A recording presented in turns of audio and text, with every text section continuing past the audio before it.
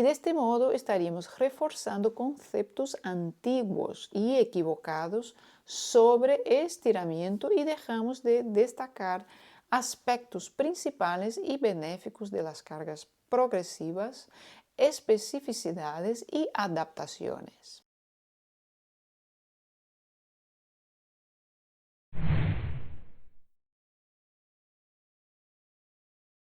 Bienvenidos a Vet Inner Body. Soy Marcia y quería compartir con todos ustedes conocimientos sobre la salud en general, basado en hallazgos científicos como también empíricos. Vamos a hablar hoy sobre estiramientos, pero estiramientos visto desde la perspectiva de yoga, de las clases de yoga. Entonces, hoy me gustaría hablar sobre estiramientos, los tipos de estiramientos que existen y su aplicación en las clases de yoga y estudios que indican cuál o cuáles serían los más indicados dentro de las prácticas del yoga, basado en hallazgos científicos de otras modalidades, de otros deportes, porque hasta la fecha no hay estudios que se hayan hecho con los asanas o las posturas de yoga. Parece ser que aún hay confusión cuando personas que buscan iniciar en el yoga, sea por indicación de un amigo, una indicación médica o incluso por decisión voluntaria y creen que van a una clase de estiramientos. Y la verdad es que yoga no es clase de estiramientos. No es clase de estiramientos. Y la diferencia está en que utilizamos el estiramiento como herramienta dentro de las clases de yoga. Es decir, no vas solamente a estirarte, también trabajamos la fuerza, la coordinación, equilibrio, la respiración, la meditación y entre otras cosas. Para empezar, ¿sabéis definir lo que es estiramiento? Vamos a empezar por ahí. ¿Por qué y para qué nos estiramos? ¿Podrías definir con precisión qué es movilidad, flexibilidad, tenso, relajado, rígido, resistido, liberado? Podríamos considerar el estiramiento más allá de la flexibilidad y sus beneficios asociados. Podría incluir la performance atlética, la prevención de lesiones y, por supuesto, también la flexibilidad. El propósito de hoy no es valorar una modalidad sobre otra, y sí sus similitudes y diferencias. También veremos cómo aplicar las cargas y los parámetros que pueden afectar el tejido conectivo y si seríamos capaces de determinar qué tipo de estiramiento satisface mejor un resultado específico en las clases de yoga. Empezamos por los diferentes tipos de estiramientos. Entonces, el primer estiramiento sería el estiramiento balístico, que está caracterizado por los rebotes. Luego, estiramiento dinámico, caracterizado por movimientos repetidos y lentos, como por ejemplo en el Vinyasa Flow. Estiramiento estático puede ser considerado activo u pasivo, caracterizado por estar cierto tiempo en una misma posición. De 15 a 60 segundos, como por ejemplo en el yoga restaurativo o en una práctica que permanezca en un asana por más tiempo. El PNF o FNP, que sería en español, facilitación neuromuscular propioceptiva, que es la combinación de contracción isométrica con el estiramiento pasivo a través del final del rango de movimiento, el ROM, que es el método contracción-relajación. Y el estiramiento resistido, contracciones excéntricas. No se aconseja ir hasta el final del rango de movimiento debido a que el sujeto o las personas no controlan la articulación cuando va hasta el final del rango de movimiento. Vamos a explicar un poco ahí el estiramiento estático pasivo, ¿no? Es un estiramiento pasivo que requiere una fuerza exterior, como por ejemplo si apoyamos parte del cuerpo en la pared que confiere apoyo para la posición, ¿no? Entonces la fuerza ahí sería la pared. Igual en la postura, por ejemplo, Paschimottanasana, que es la flexión de cadera llevando el tronco hacia adelante, sea cogiendo el primer dedo del pie o el cinturón, también es considerado estiramiento estático pasivo. En contraste, el estiramiento estático activo necesita de la ayuda del músculo opuesto. El músculo activo es el motor principal, que sería el agonista. Y el músculo a ser estirado es el opuesto, que sería el antagonista. En algunas posturas sentadas, la distinción entre pasivo y activo podría ser ambigua totalmente. Por ejemplo, de nuevo, en Paschimottanasana, que es la flexión de cadera llevando el tronco hacia adelante, un individuo podría sin esfuerzo descansar su tronco en sus piernas y estaría considerado como pasivo. Y otra persona con carencia de flexión de cadera, la postura podría ser activa por el hecho de estar constantemente, ¿no?, ahí peleando contra la gravedad para mantenerse en la postura. Sin embargo, si esta misma persona apoya su espalda en un respaldo en la pared, entonces volvería a ser pasivo. ¿Por qué y para qué entonces estiramos? Vamos a ver por qué y para qué estiramos. El estiramiento influye en la performance, prevención de lesiones, aumento del rango de movimiento, ocasionando una mejora de la flexibilidad. Pero a la vez parece ser que todo eso que hemos dicho ahora, las conclusiones parecen ser un poco prematuras según algunos estudios. A veces la literatura carece de formalidad, validez y reproducibilidad. Y se hicieron también ahí, vamos a ver algunos ensayos y lo que han dicho estos ensayos. Un grupo de investigadores expertos en estiramientos realizaron un estudio en RCT, que significa un ensayo controlado aleatorio. Entonces, todos los tipos de estiramiento fueron evaluados por la influencia aguda sobre el rendimiento general. Y eso, ¿qué quiere decir? Los efectos agudos del estiramiento se refiere a los resultados de forma inmediata, como por ejemplo dentro de una hora después de la serie del estiramiento. Entonces, lo que encontraron fue menos de 60 segundos de estiramiento, la performance bajó 1,1%. ¿Vale? Estamos hablando ahí en caso del deporte de rendimiento. Más de 60 segundos de estiramiento, la performance bajó un 4,6%. Y la fuerza, velocidad, menos de 60 segundos de estiramiento, la fuerza disminuyó un 4,8%.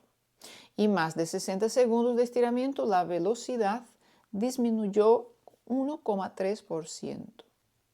Con respecto a la fuerza, no se pudo determinar si el estiramiento fue un factor determinante para la disminución de la fuerza, ya que esta es medida por la cantidad de peso que una persona puede mover. Y la velocidad fuerza es la capacidad que una persona puede mover dicho peso con rapidez o con cierta rapidez. Muy bien, entonces los tipos de estiramientos antes del ejercicio físico u performance. Estiramiento estático. La performance bajó en un 3,7%. FNP. La performance bajó en un 4,4%. Y el estiramiento dinámico, la performance subió 1,3%. Entonces, el estiramiento dinámico para la performance o después del ejercicio físico performance o ejercicio físico, el estiramiento dinámico antes, ¿no?, del ejercicio subió en 1,3% en la performance. Entonces se aconseja hacer el estiramiento estático y el PNF horas después del ejercicio o la práctica deportiva. También se ha hecho una observación con respecto al estiramiento estático y el FNP. El efecto agudo del estiramiento estático o FNP parece ser que previenen ligeramente lesiones que son causadas con cierta frecuencia en los músculos relacionado con el tipo de actividades de sprinting, pero no con deportes de resistencia. Y para lesiones de uso repetido o cualquier otra causa, el estiramiento parece no tener ningún efecto. Un estudio hecho en 2016.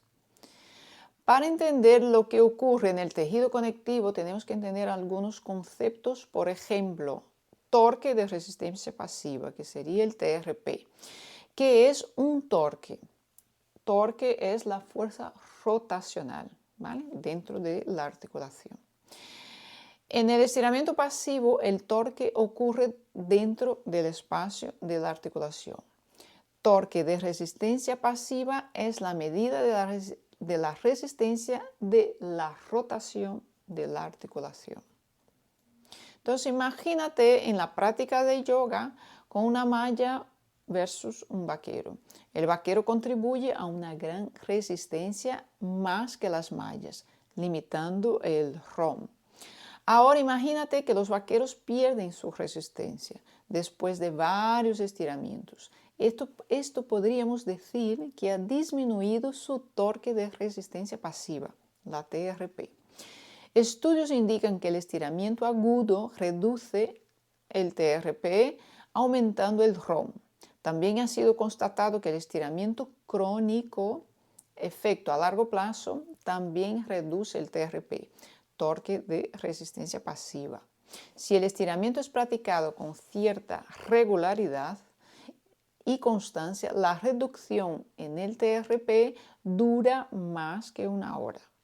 El protocolo para probar, ¿no?, la disminución de la TRP fue 2 series de 60 segundos al día y la medición fue en 24 horas. O sea, entonces 24 horas después, ¿vale?, indicó una reducción en el TRP. Estiramientos de larga duración, por ejemplo, 5 minutos, promueven un efecto agudo en TRP. Después de cada minuto adicional, sí que se disminuye el TRP. Es decir, hasta 5 minutos, pero no menos que 5 minutos. Se podría concluir que un hombre de 20 años de edad, 5 minutos de estiramiento estático debería de reducir la resistencia pasiva en la dorsiflexión más que 2 minutos de estiramiento.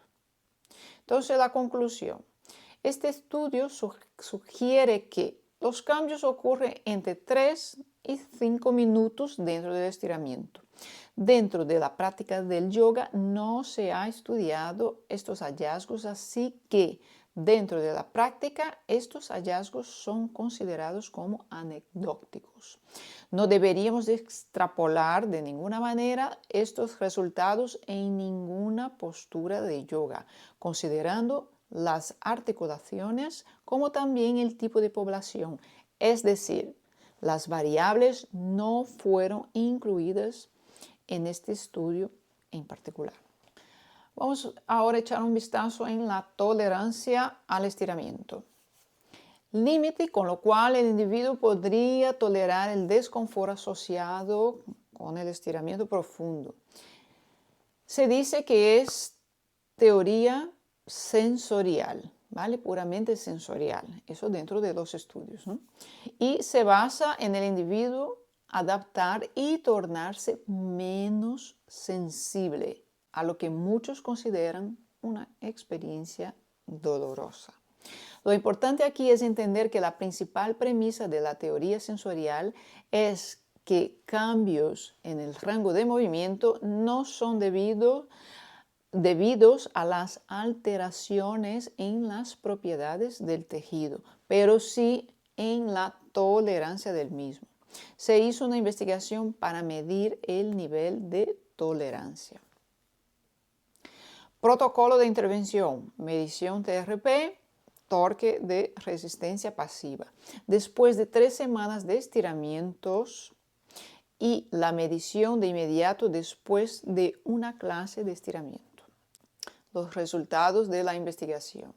Se midió la TRP a un rango predeterminado que fue en un rango de disconfort y tuvieron la sensación de rigidez y disconfort. El resultado de otro grupo fue similar, pero dentro de un rango de dolor. Entonces, lo importante aquí es, cuando entras en un asana, postura de yoga, lo importante, o si incluso estás en una clase de estiramiento, lo importante es entrar en la postura hasta el punto de disconfort, pero nunca hasta el punto del dolor. Esto es súper importante para evitar incluso lesiones. Y también el dolor y la tolerancia es un factor limitante para el rango de movimiento. Vamos a ver un poquito ahora sobre la tensión y la rigidez. ¿Crees que la tensión, rigidez, es una función de las propiedades mecánicas de los tejidos o de los músculos o es una experiencia sensorial? ¿Cómo podríamos determinar si un músculo está tenso o rígido?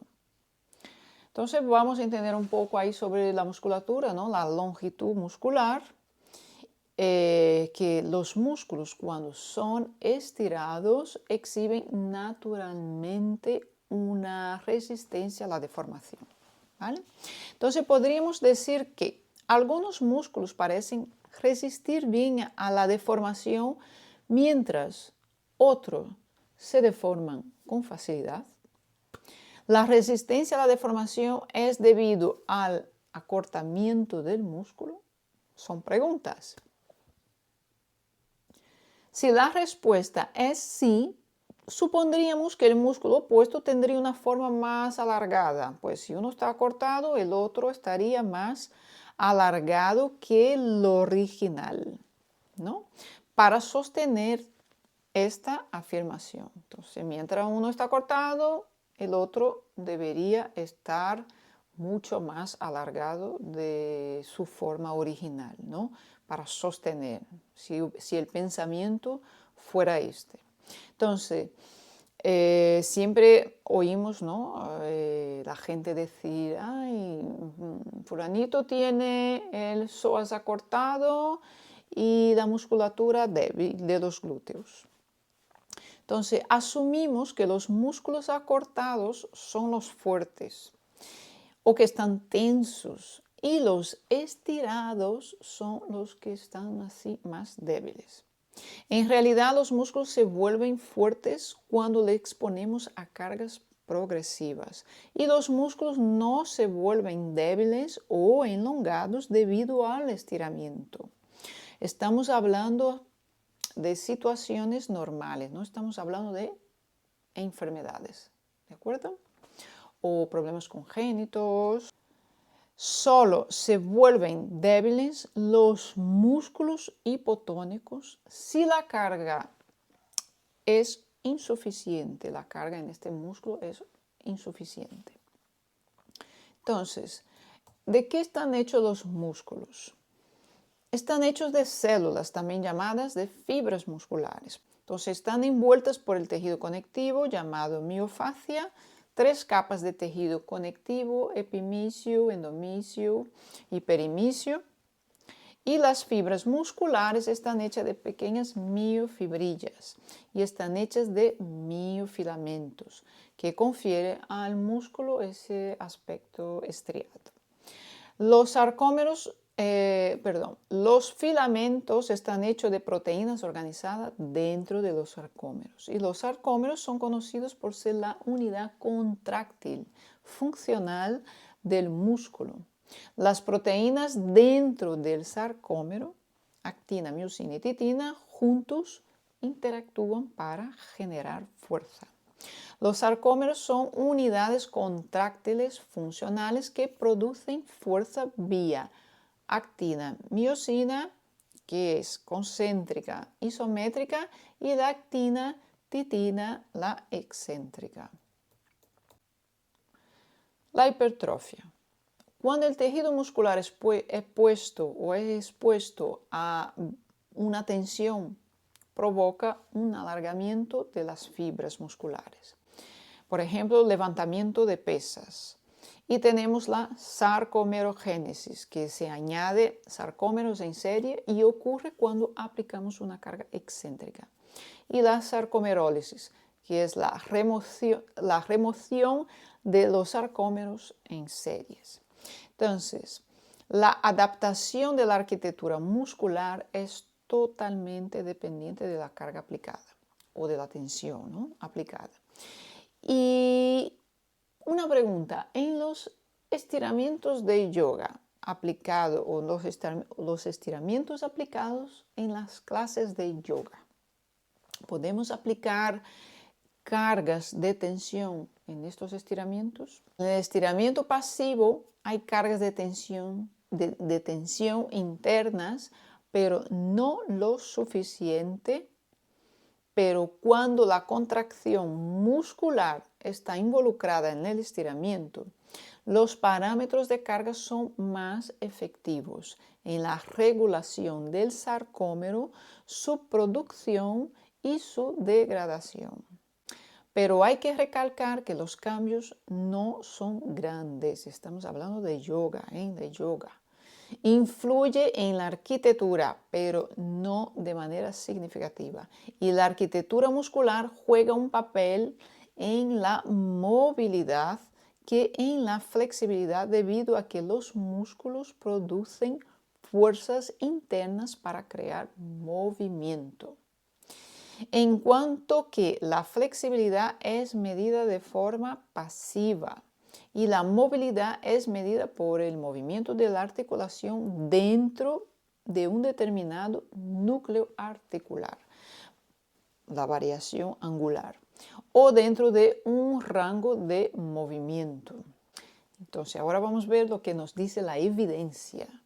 Ten en cuenta que el aumento del ROM pasivo nos beneficia en las actividades de la vida diaria.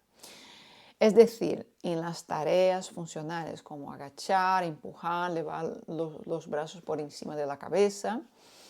Esas son tareas funcionales de la vida diaria, ¿no? Caminar, cosas que hacemos en el día a día. Al mismo tiempo es necesario que el movimiento sea multidireccional, debido a la salud y la organización del tejido conjuntivo, evitando restricciones en las articulaciones. Hay evidencias de que el ROM podría ser alterado también por otras actividades que solo estiramiento. Por ejemplo, actividades de resistencia del core, técnicas respiratorias como podría ser el pranayama en el yoga o las respiraciones de fuego, prácticas somáticas como Feldenkrais y el foam roller o el rodillo en español. También se ha visto cambios en el ROM cuando uso de rodillo, foam roller, en un miembro aumentó el rango de movimiento en el miembro contralateral. Estiramiento estático del miembro inferior produjo cambios significativos del miembro superior y viceversa. Hablaremos ahora un poquito de las contracciones musculares. El músculo voluntariamente se contrae de forma concéntrica. Y en la contracción isométrica las fuerzas opuestas deben ser iguales. En la contracción excéntrica la fuerza opuesta es mayor. La fuerza opuesta podría provenir de una carga externa, como por ejemplo añadir un peso, o de una carga interna producida por los músculos. La contracción excéntrica optimiza la capacidad de producción de fuerza en el estiramiento del músculo, que podría beneficiar actividades que requieran una producción de fuerza en un elongamiento muscular, tales como los gimnastas en artes marciales y, por supuesto, en el yoga. Para que haya un resultado visible o significativo, los ejercicios excéntricos y la sarcomerogénesis parecen ser dependientes de la tensión aplicada. En el yoga no se puede o no se pudo apreciar si la magnitud de la autocarga aplicada podría tener un resultado significativo. No hay estudios suficientes. Pero no solo los ejercicios excéntricos son la única manera de optimizar la producción de fuerza o alterar la arquitectura muscular. Los ejercicios excéntricos y los isométricos han sido significativos para el aumento de la longitud de los fascículos. En cualquier caso, parece ser que los parámetros de carga son importantes. El tipo de contracción concéntrica, excéntrica y isométrica es menos importante que la especificidad y la intensidad para poder provocar un cambio en la arquitectura muscular. Con respecto al yoga, sabemos que los ejercicios en un rango amplio de movimiento optimizan la performance en que necesita un rango amplio de movimiento. Hay que recordar que no existen estudios científicos de la arquitectura muscular y los asanas. Yoga, movimientos excéntricos, o sea, el yoga versus movimientos excéntricos en las transiciones de los asanas potencialmente mejoran la fuerza, pero no lo suficiente para un cambio significativo. La contracción isométrica parece satisfacer más esta específica adaptación. La contracción excéntrica no solamente aumenta la flexibilidad, también aumenta la longitud del fascículo. Y para aprovechar los beneficios de las cargas musculares aplicadas en las clases de yoga, deberíamos pensar que aplicar o ejecutar los asanas no siempre requieren de relajación si queremos beneficiarnos de las cargas mencionadas anteriormente. Habrá momentos de relajación, pero también de contracción. Y es por ello que debemos prestar más atención a la hora de conducir verbalmente la clase, porque a veces tenemos la manía de decir al cliente para que relaje la musculatura estirada, y de este modo estaríamos reforzando conceptos antiguos y equivocados sobre estiramiento y dejamos de destacar aspectos principales y benéficos de las cargas progresivas, especificidades y adaptaciones. De esta forma estarás preparado para hacer elecciones y obtener resultados específicos en una población dependiente. Vamos a recordar las definiciones de lo que hemos hablado. Estiramiento es una carga de tensión. Todas las contracciones aplican cargas de tensiones sobre los tendones al punto de estiramiento del mismo. La variación que experimenta el músculo tras la aplicación de una fuerza deformante en tracción que genera una elongación.